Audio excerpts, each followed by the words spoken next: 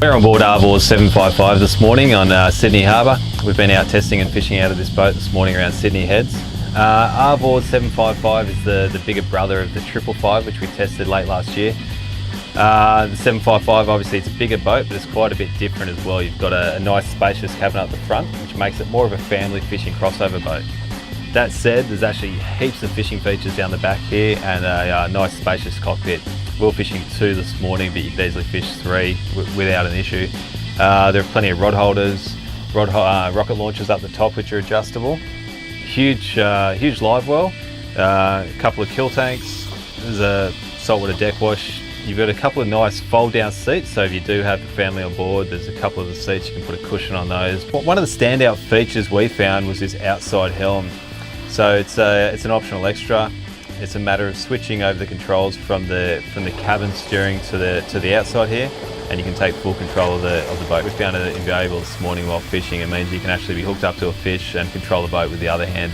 Or if you have 2 people fishing on board, at least the other person isn't inside, sort of locked away while you're fishing out the back. So it really keeps everything out the back here, and is, in my opinion, essential if you're getting this boat to do a bit of fishing off. On that note, it also has a Simrad sounder which is connected to the Simrad on the helm inside. All of these Arvors feature a offset cabin which makes one side quite easy to walk up. You can walk all the way up to the bow. On the bow itself there's a little bit of space, so if the conditions call for it, you can actually fish off there as well, which means there's plenty of room to fish on this boat. Powering the Arvor 755 is a Mercury Verado 225 horsepower. It's an excellent engine, really quiet, it's economical, it's powerful.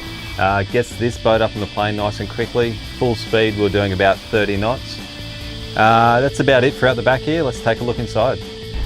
The cabin is really where the family aspect of this boat comes into play. There's plenty of space up here. There's a fridge, there's a sink. You have 3 comfy bolster seats. There's a bed down the front with an infill, which creates quite a roomy bunk bed if you do want to stay overnight. Plenty of space on the dash.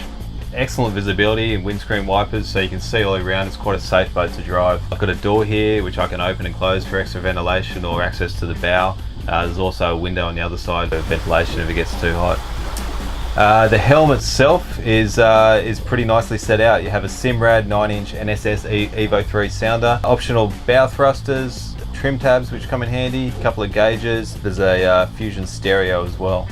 Arvor 755 starts at $118,000. The boat we're on today retails for $148,000, and that includes a lot of optional extras: upgraded horsepower. You have the outside helm, the electronics, the fishing pack, and a whole lot more.